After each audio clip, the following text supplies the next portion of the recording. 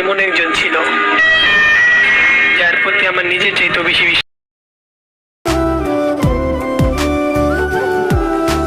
কেউ বুঝে না মনের ব্যথায় আমি ভালো নাই, প্রেমের মাঝে এত ব্যথায় আগে বুঝি নাই। কেউ